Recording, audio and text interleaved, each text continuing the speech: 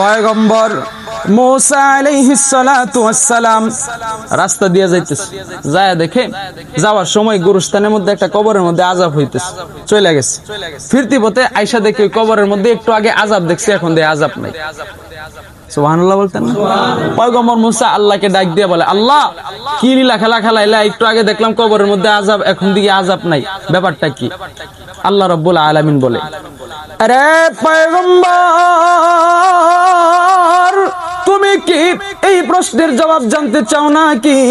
পয়গম্বর মুসা আলাইহিস সালাতু ওয়াস সালাম বলে, আল্লাহ আমি এই প্রশ্নের জবাব জানতে চাই। আমার দয়ার আল্লাহ ডাক দিয়া বলে, পয়গম্বর রে, কবরওয়ালাকে জিজ্ঞাসা করো, কবরওয়ালাই তোমার প্রশ্নের জবাব দিয়া দিবে। সুবহানাল্লাহ বলেন না?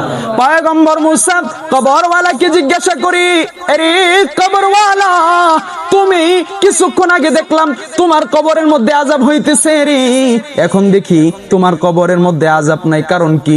পয়গম্বর মুসা এই প্রশ্ন করার পর কবরের ভিতর থেকে ডাক দেয়া বলে, আল্লাহর গোলাম, ওগো আল্লাহর পয়গম্বর মুসা, আমার কবরের আযাব কেন বন্ধ হয়ে গেছে জানতে চান নাকি? ওগো পয়গম্বর আমি আপনাকে জানাইয়া দিই, দুনিয়ার জমিন থাইকা আমি যখন বিদায় হয়ে যাব গো, মৃত্যুর সময় আমি আমার স্ত্রী গর্ভের মধ্যে একটা সন্তান রেখে আসছিলাম। আমি যখন মারা যাই, মারা যাওয়ার পর আমার স্ত্রীর গর্ভ থেকে সন্তানটা জন্মগ্রহণ করলো। আমার ওই সন্তান যখন একটু একটু করে বড় হইল, হাঁটি হাঁটি পা পা করে হাঁটতে লাগলো, কথা বলতে লাগলো।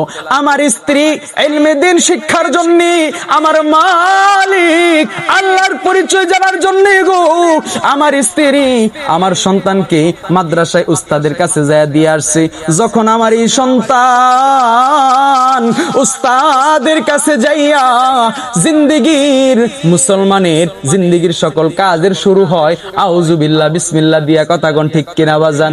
যখন আমার ওই সন্তান তার উস্তাদের কাছে যাইয়া পড়ার শুরুতেই তার উস্তাদে তাকে সবক দেয়, বলো বিসমিল্লাহির রহমানির রহিম। ওগো পয়গম্বর আমার ওই সন্তান যখন বিসমিল্লাহ বলে, বিসমিল্লাহ বলার সাথে সাথে আমার দয়ার আল্লাহ আমার ওই নাবালেগ সন্তানের বিসমিল্লাহ বলার খাতিরে আমি বাবার কবরের আযাব সাথে সাথে বন্ধ করে দেয়। আওয়াজ দিয়া বলেন সুবহানাল্লাহ।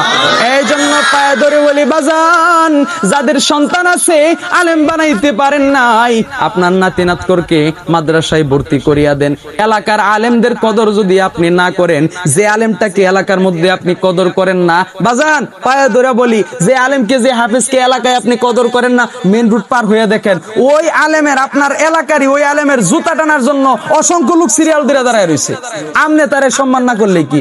আপনার লান ব্যক্তির সম্মানের লাগে তার কিছু আয় যায় না, আল্লাহ তার জন্য অনেক সম্মান দাঁড় করায় রাখছে, কথা কোন ঠিক কিনা?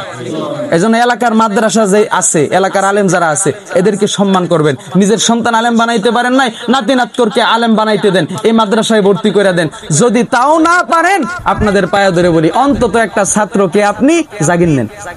এই ছাত্ররা কিয়ামতের ময়দানে যদি জান্নাতে যায়, তখন আপনাকে সাথে নিয়ে জান্নাতে যাবে।